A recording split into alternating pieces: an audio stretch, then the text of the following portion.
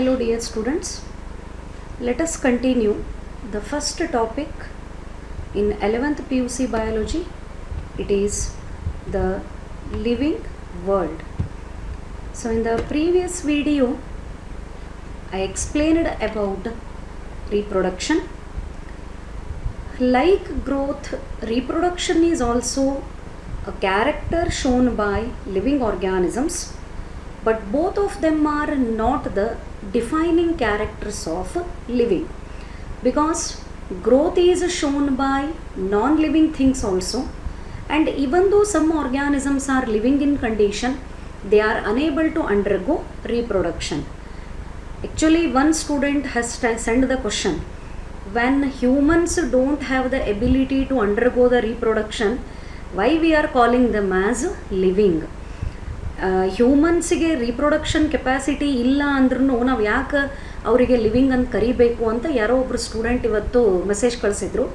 ಇದಕ್ಕೆ ರಿಪ್ಲೈ ಏನಂದರೆ, ಲಿವಿಂಗ್ ಅಂತ ಕರೆಸ್ಕೊಳ್ಳಿಕ್ಕೆ ಗ್ರೋತ್ ಆ್ಯಂಡ್ ರೀಪ್ರೊಡಕ್ಷನ್ ಎರಡೇ ಕ್ಯಾರೆಕ್ಟರ್ ಇರಬೇಕಂತಲ್ಲ. ಅದರ ಜೊತೆಗೆ ಕಾನ್ಷಿಯಸ್ನೆಸ್ ಪ್ರಜ್ಞಾಸ್ಥಿತಿ ಇರಬೇಕು, ಮೆಟಬಾಲಿಸಮ್ ಬಾಡಿ ಒಳಗೆ ರಿಯಾಕ್ಷನ್ಸ್ ನಡೀತಿರಬೇಕು, and sense of surrounding the environment, ಸುತ್ತಮುತ್ತಲು ಇರೋವಂಥ ವಾತಾವರಣದ ಬಗ್ಗೆ ಅದಕ್ಕೆ ಸೆನ್ಸ್ ಇರಬೇಕು, ಅದಕ್ಕೆ ರೆಸ್ಪಾನ್ಸನ್ನು ತೋರಿಸ್ತಿರಬೇಕು. ಇವೆಲ್ಲ ಕ್ಯಾರೆಕ್ಟರ್ಸು ಹ್ಯೂಮನ್ಸಿಗವ. And very important is that body of the humans is made up of millions of cells, and due to the presence of cell we can call the infertile humans as living. ಅದಕ್ಕೆ reproduction ಇದ್ದರೆ ಮಾತ್ರ living ಅಂತ ಕರೆಸ್ಕೋಬೇಕು ಅಂತ ಇಲ್ಲ. Cellular organisation ಇರಬೇಕು, metabolism ನಡೀತಿರಬೇಕು, consciousness ಇರಬೇಕು. ಇವೆಲ್ಲ ಕ್ಯಾರೆಕ್ಟರ್ಗಳನ್ನು humans ತೋರಿಸ್ತಾರೆ. Whether the human is undergoing the reproduction or the human is unable to undergo the reproduction, the remaining characters are confirming that the humans are living. That's what I told. The reproduction is not the defining character. ಅಂದರೆ ಯಾವುದು ರೀಪ್ರೊಡಕ್ಷನನ್ನು ಮಾಡ್ತದೆ ಅದಕ್ಕೆ ಮಾತ್ರ living ಅಂತ ಕರೀಬೇಕು ಅಂತ ಇಲ್ಲ. ಯಾಕಂದ್ರೆ living ಇದ್ರೂ ಕೆಲವೊಂದು ಆರ್ಗ್ಯಾನಿಸಮ್ಗಳಿಗೆ due to some reasons they are unable to undergo the reproduction. This is the answer. Let us move to the next bit of the chapter, and it is very important point. The third character, it is metabolism. Among the living characters, organism ಅನ್ನು living ಅಂತ ಕರಿಬೇಕಾದ್ರೆ ಕೆಲವು characters ಇರಲೇಬೇಕು ಅಂತ ಹೇಳಿದೆ. Growth, reproduction, metabolism, ability to sense the surrounding environment, cellular organization and consciousness. Totally I have given 6 characters of living organisms. ಇವೆಲ್ಲ ಕ್ಯಾರೆಕ್ಟರ್ಗಳು ಲಿವಿಂಗ್ಗಳಿಗೆ ಇದ್ದೇ ಇರ್ತಾವ, ಬಟ್ ಕೆಲವೊಂದು ಕ್ಯಾರೆಕ್ಟರ್ಗಳು ಎಕ್ಸೆಪ್ಷನ್ ಆಗ್ತಾವ. ಲೈಕ್ ಗ್ರೋತ್ ನಾನ್ ಲಿವಿಂಗ್ ಒಳಗೂ ನಡೀತದ, but from the outer side. Reproduction living ಇರ್ತಾವ, but due to some reasons unable to undergo the reproduction. But let us concentrate on remaining characters. 6 character ಒಳಗೆ living ಮಾತ್ರ ತೋರಿಸೋವು ಯಾವವ, ಒಟ್ಟೆ ಆ character non living ಒಳಗೆ ಆಗಿರಬಾರದು, ಅಥವಾ ನಾನ್ ಲಿವಿಂಗಿಗೆ ಆ ಕ್ಯಾರೆಕ್ಟರ್ನ ಎಕ್ಸ್ಪ್ರೆಸ್ ಮಾಡೋ ಎಬಿಲಿಟಿ ಇರಬಾರ್ದು, ಅಂಥವು ಯಾವ ಕ್ಯಾರೆಕ್ಟರ್ವ ಅದ್ರ ಬಗ್ಗೆ ಇವತ್ತು ಸ್ಟಡಿ ಮಾಡೋಣ. ನೋಡ್ರಿ. So coming to the third important character of living is metabolism. What is this metabolism? Metabolism andre ಏನು? The definition of metabolism states that the sum total of all the chemical reactions occurring in the body of an organism, it is called metabolism. Very important 1 mark question. Living world topic ಒಳಗೆ ಭಾಳ important 1 mark question ಯಾವುದರೆ ಅದ ಅಂದ್ರೆ it is metabolism. What is metabolism? Metabolism ಅಂದರೆ ಏನು? The sum total of all the chemical reactions occurring in the body of an organism is called metabolism.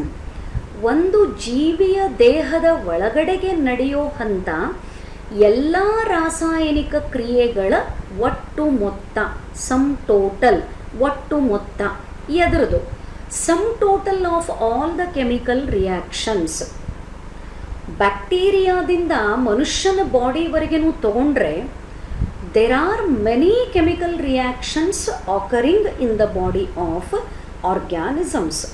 Living organisms body ಒಳಗೆ ಬಹಳಷ್ಟು ರಾಸಾಯನಿಕ ಕ್ರಿಯೆಗಳು ನಡೀತಿರ್ತಾವೆ. And in fact because of these reactions only we are in the living condition. I hope you remember the definition of life. ಈ topic ಶುರುವಾದಾಗ ಲೈಫ್ದ definition ಹೇಳಿದೆ. What is the life?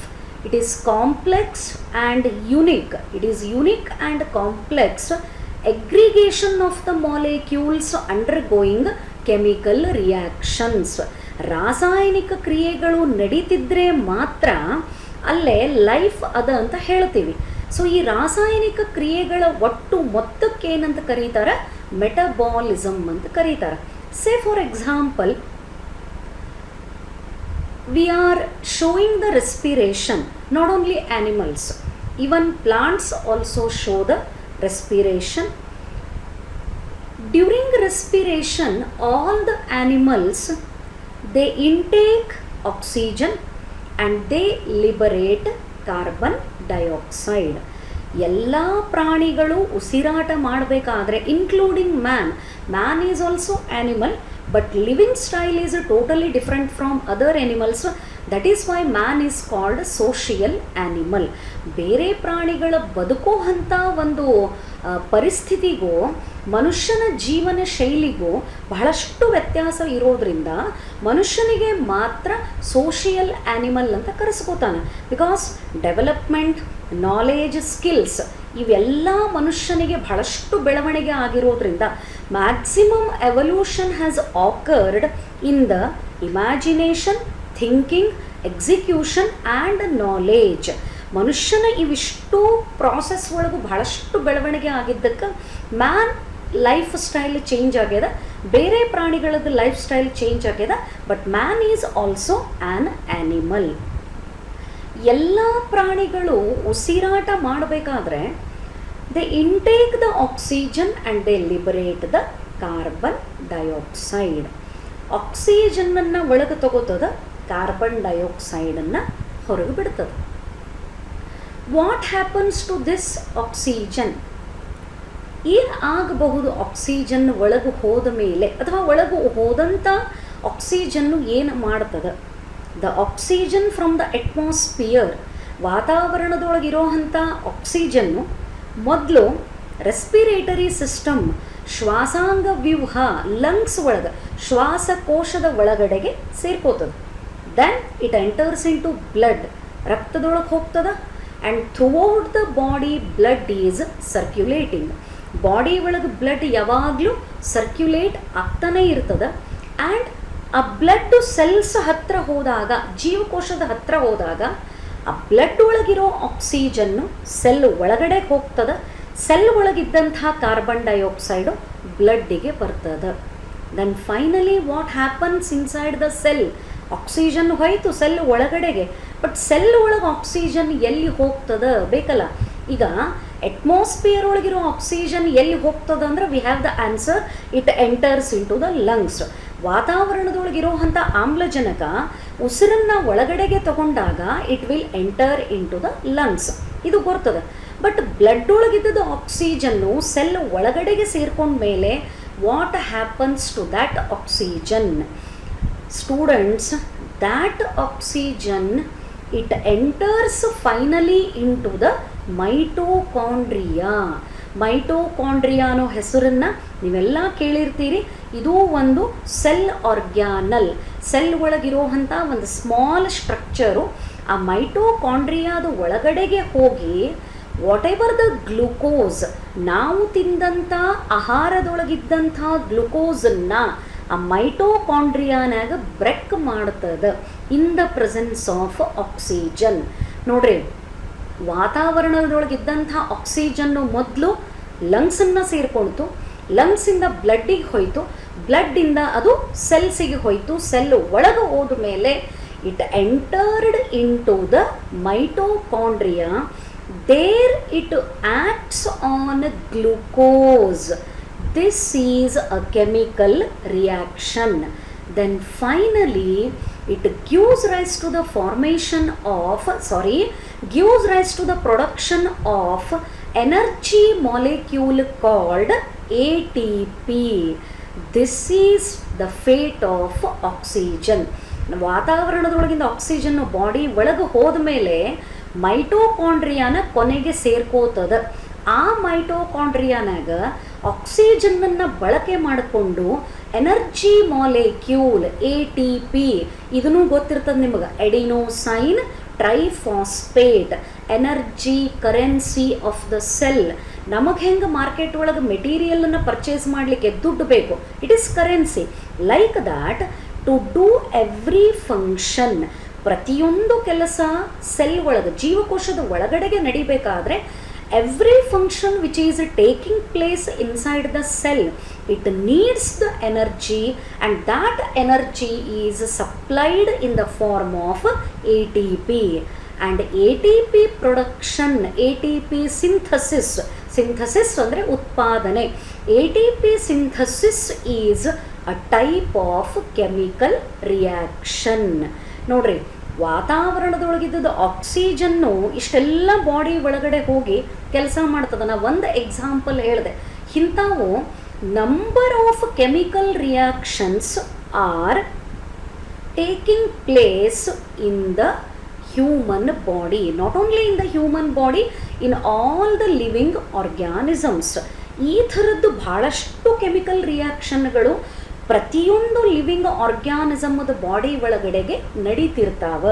ಇವೆಲ್ಲ ಕೆಮಿಕಲ್ ರಿಯಾಕ್ಷನ್ಗಳನ್ನು ಒಟ್ಟಾಗಿ ಸೇರಿಸಿದ್ರೆ ಅದಕ್ಕೇನಂತ ಕರೀಬೇಕು? It is called metabolism. So try to remember the definition of metabolism. The sum total of all the chemical reactions occurring in the body of an organism is called metabolism. ಒಂದು organism body ಒಳಗೆ ನಡೆಯೋ ಅಂಥ ಎಲ್ಲ chemical ರಿಯಾಕ್ಷನ್ನದ್ದು some ಟೋಟಲಿಗೆ ಏನಂತ ಕರಿಬೇಕು? Metabolism ಅಂತ ಕರಿಬೇಕು.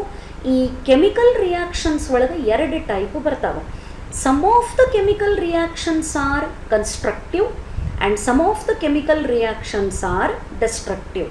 ಅಂದರೆ ಕೆಲವು ರಾಸಾಯನಿಕ ಕ್ರಿಯೆಗಳು ನಡೆದಾಗ ಅಲ್ಲೇ ವಸ್ತುಗಳು ಪ್ರಾಡಕ್ಟು ತಯಾರು ಆಗ್ತಾವ, ಇನ್ನು ಕೆಲವೊಂದು ಕಡೆ ಪ್ರಾಡಕ್ಟು ಬ್ರೆಕ್ಕು ಆಗ್ತಿರ್ತದೆ. ಮಾಲಿಕ್ಯೂಲದ ಪ್ರೊಡಕ್ಷನ್ ಆಗ್ತಿದ್ರೆ, ವಸ್ತುಗಳು ಅಲ್ಲಿ ತಯಾರಾಗ್ತಿದ್ರೆ, such chemical reactions are called anabolic reactions.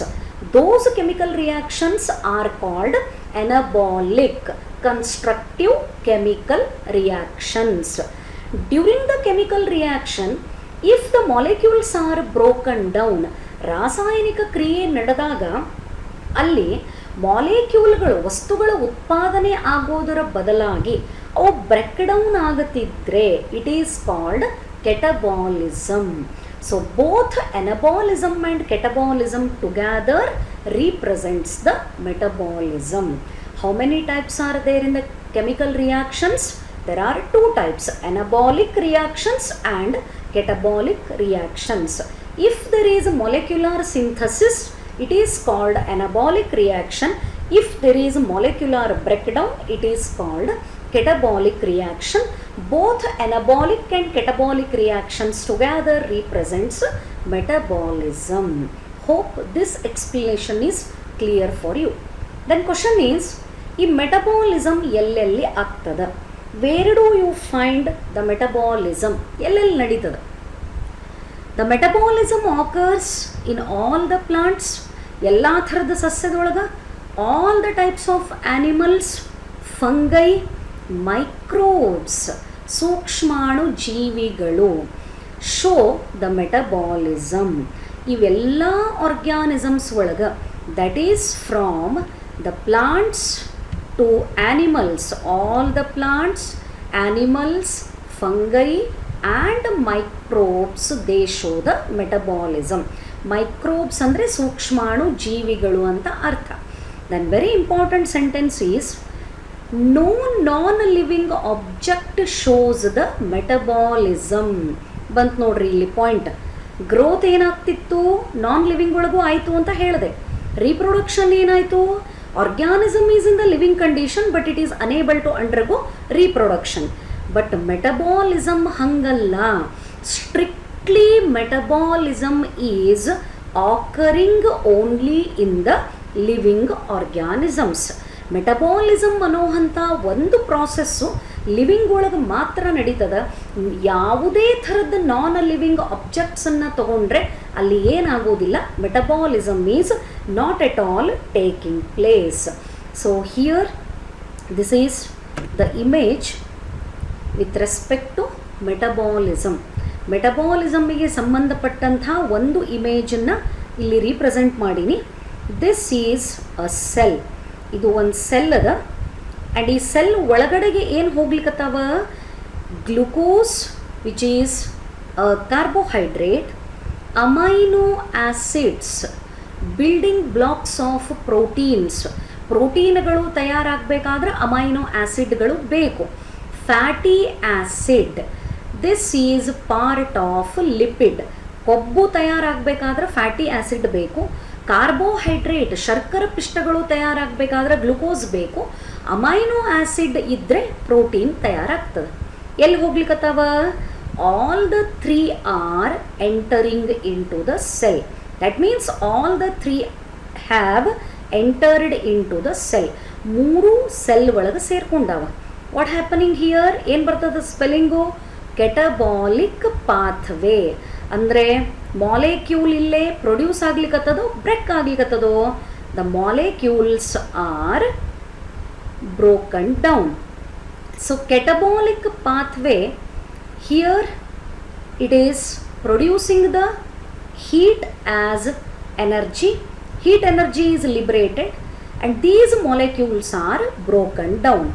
ಏನೇನು ಬ್ರೇಕ್ ಡೌನ್ ಆಗ್ಯಾವ, glucose, amino acid as well as fatty acid.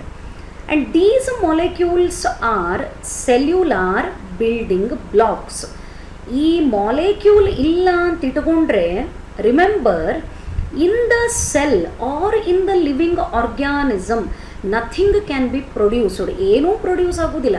ಈಗ ಒಂದು ಬಿಲ್ಡಿಂಗನ್ನು ಕನ್ಸ್ಟ್ರಕ್ಟ್ ಮಾಡಬೇಕಾದ್ರೆ brick, cement and the sand ಎಷ್ಟು ಬೇಸಿಕ್ ರಿಕ್ವೈರ್ಮೆಂಟ್ಸ್ ಅವ, ಅದೇ type to construct the parts of cell and a cell. ಒಂದು ಜೀವಕೋಶ ಮತ್ತು ಒಂದು ಜೀವಕೋಶದ ಭಾಗಗಳನ್ನು ತಯಾರು ಮಾಡಬೇಕಾದ್ರೆ ಇವೆಲ್ಲ ಕಂಪಲ್ಸರಿಯಾಗಿ ಬೇಕೇ ಬೇಕು. Then what happens, molecules break ಆದರೆ ರಿಯಾಕ್ಷನಿಗೆ ಏನಂತ ಕರಿಬೇಕಂತ ಹೇಳಿದೆ, ಕೆಟಬಾಲಿಕ್ ರಿಯಾಕ್ಷನ್ ಆರ್ ಪಾತ್ವೆ. ಈಗ ಬ್ರೇಕ್ ಆದಂಥ molecules if they join, if they combine, ಅವೆಲ್ಲ ಒಂದಕ್ಕೊಂದು ಜಾಯಿನ್ ಆಗಿ ಹೊಸ ಮಾಲಿಕ್ಯೂಲ್ಗಳನ್ನು ಪ್ರೊಡ್ಯೂಸ್ ಮಾಡಿದರೆ the reaction is called anabolic reaction. And these are macromolecules. Macro ಅಂದರೆ larger. When many amino acids are joined together, it gives rise to the formation of proteins.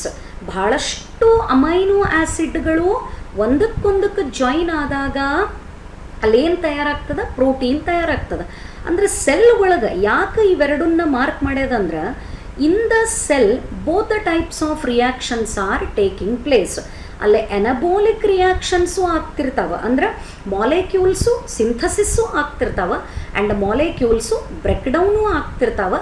Inside the cell always metabolism or metabolic activities are taking place. ಈ metabolic activity ನಡೆಯೋದ್ರಿಂದನೇ ಅಲ್ಲೇ cell living condition ಒಳಗೆ ಇರ್ತದೆ. This is the representation of metabolism. Then moving to the very important statement. ನಿಮಗಿದು ಅರ್ಥ ಆಯಿತು ಅಂತಂದರೆ it is very wonderful. ನಾನು ಏನು ಹೇಳೀನಿ ಅಥವಾ ನಾನು ಏನು ಎಕ್ಸ್ಪ್ಲೇನ್ ಮಾಡ್ಲಿಕ್ಕತ್ತೀನಿ ಅದಕ್ಕೊಂದು ನನಗೆ ಮೀನಿಂಗ್ ಸಿಕ್ಕಂಗೆ ಆಗ್ತದೆ. ಲೆಟ್ ಅಸ್ ಎಲಾಬ್ರೇಟ್ ಏನದ ನೋಡೋಣ.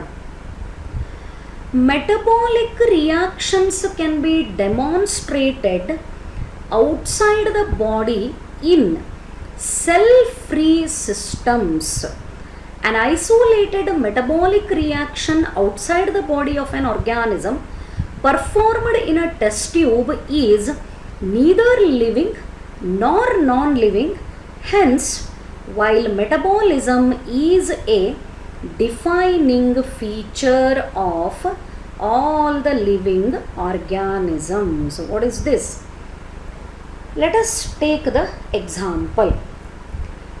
ಈಗ ನೀವು ಕೆಮಿಕಲ್ ರಿಯಾಕ್ಷನ್ಗಳ ಹೆಸರುಗಳನ್ನು ತಿಳ್ಕೊಂಡಿರ್ತೀರಿ, ಅಥವಾ ನಾಳೆ ಕಾಲೇಜ್ ಸ್ಟಾರ್ಟ್ ಆದಮೇಲೆ ನೀವು ಕೆಮಿಸ್ಟ್ರಿ ಲ್ಯಾಬೊರೇಟ್ರಿ ಒಳಗೆ ಪ್ರಾಕ್ಟಿಕಲ್ ಮಾಡ್ತೀರಿ. ಆ ಪ್ರಾಕ್ಟಿಕಲ್ ಮಾಡಬೇಕಾದ್ರೆ ನೀವು ಏನು ಮಾಡ್ತಿರ್ತೀರಿ? You are using the test tubes and you are using some compounds. ಕೆಲವು ಕಾಂಪೌಂಡ್ಗಳನ್ನು ಯೂಸ್ ಮಾಡಿಕೊಂಡು ನೀವು ಟೆಸ್ಟ್ಗಳನ್ನು ಮಾಡ್ತಿರ್ತೀರಿ. ದಟ್ ಮೀನ್ಸ್ ಕೆಮಿಕಲ್ ರಿಯಾಕ್ಷನ್ಸ್ಗಳನ್ನು ಬಾಡಿ ಒಳಗಡೆಗಷ್ಟೇ ಅಲ್ಲ, ಬಾಡಿ ಹೊರಗೂ ಮಾಡಬಹುದು. ಎಲ್ಲೇ? Even in a test tube. ಒಂದು ಟೆಸ್ಟ್ ಟ್ಯೂಬ್ ಒಳಗೂ ನಾವು ಕೆಮಿಕಲ್ ರಿಯಾಕ್ಷನ್ಗಳನ್ನು ಮಾಡಬಹುದು. ಈ ಟೆಸ್ಟ್ ಟ್ಯೂಬ್ ಒಳಗೆ ಕೆಮಿಕಲ್ ರಿಯಾಕ್ಷನ್ ನಡೆದಾಗ ಅದಕ್ಕೆ ನಾವು ಲಿವಿಂಗ್ ಅಂತೂ ಕರೀಲಿಕ್ಕೆ ಬರುವುದಿಲ್ಲ, ನಾನ್ ಲಿವಿಂಗ್ ಅಂತೂ ಕರೀಲಿಕ್ಕೆ ಬರುವುದಿಲ್ಲ. ಬಟ್ ಅಲ್ಲಿ ಏನಾಗ್ಲಿಕ್ಕತ್ತದ? Reaction is taking place. Let us take one simple example. ನಾನು ಮತ್ತೆ ಕಲ್ಲಿಂದೇ ಉದಾಹರಣೆ ತಗೋತೀನಿ. ನಾನು ಯಾಕೆ ಈ ಥರದ ಎಕ್ಸಾಂಪಲ್ಗಳನ್ನು ತಗೋತೀನಿ ಅಂದರೆ, you are familiar with these. ಗೊತ್ತಿರಲಾರ್ದನ್ನ ಏನೋ ಹೇಳಿ ಸಬ್ಜೆಕ್ಟನ್ನು ಕಾಂಪ್ಲಿಕೇಟ್ ಮಾಡೋದಕ್ಕಿಂತನೂ better I can take the examples which you have seen. ಕೈಯೊಳಗೆ ಬಂದು ಕಲ್ಲದ ಅಂತ ಇಟ್ಕೊಳ್ಳೋಣ, ಅದ್ರ ಮೇಲೆ ಕಾನ್ಸಂಟ್ರೇಟೆಡ್ ಸಲ್ಫ್ಯೂರಿಕ್ ಆ್ಯಸಿಡ್, ಗಂಧಕಾಮ್ಲ ಅದನ್ನು ಹಾಕೀವಿ ಅಂತ ಇಟ್ಕೊಳ್ಳೋಣ. ಏನು ಆಗ್ತದೆ? ಆ ಕಲ್ಲಿನ ಮೇಲೆ ಸ್ವಲ್ಪ ಪೋರ್ಷನ್ನು ರಫ್ ಆಗ್ತದೆ. ಆ ಆ್ಯಸಿಡ್ ಹಾಕಿದಂಥ ಜಾಗ ಅದು ಹಿಂಗೆ ಏನಂತಾರೆ ಕೆರೆದಂಗಾಗಿ ಅಲ್ಲೊಂದು ಸ್ವಲ್ಪ ರಫ್ನೆಸ್ ಬರ್ತದೆ. Is it not a reaction? ಯಾಕೆ ಸಾಫ್ಟ್ ಇದ್ದಂಥ ಕಲ್ಲು ಹೋಗಲಿ, ಒಂದು ಟೈಲ್ಸ್ ತೊಗೊಳ್ಳೋಣ. Tiles surface is very soft. ಆ ಟೈಲ್ಸ್ ಮೇಲೆ ಆ್ಯಸಿಡನ್ನು ಹಾಕಿದರೆ ಅಲ್ಲೆಲ್ಲ ಹೋಲ್ಸ್ ಬಿದ್ದು ಆ ಜಾಗ ರಫ್ ಆಗ್ತದೆ, ಹಾರ್ಡ್ ಆಗ್ತದೆ. Is it not a reaction? It is reaction. ಆಮೇಲೆ ಆದಂಥ ಚೇಂಜನ್ನು ಆ ಟೈಲ್ಸ್ ಮೇಲೆ ಏನು ರಫ್ ಆಗ್ಯದ ಅದನ್ನು ನಮಗೆ ಹೊಳ್ಳಿ ರಿವರ್ಸ್ ಮಾಡಲಿಕ್ಕೆ ಬರಂಗಿಲ್ಲ, ಅಂದ್ರೆ ಅದನ್ನು ಸಾಫ್ಟ್ ಮಾಡಲಿಕ್ಕೆ ಬರಂಗಿಲ್ಲ. ಅಂದ್ರೆ ಇಲ್ಲಿ ಏನಾಗ್ಲಿಕ್ಕತ್ತದ process? It is permanent change.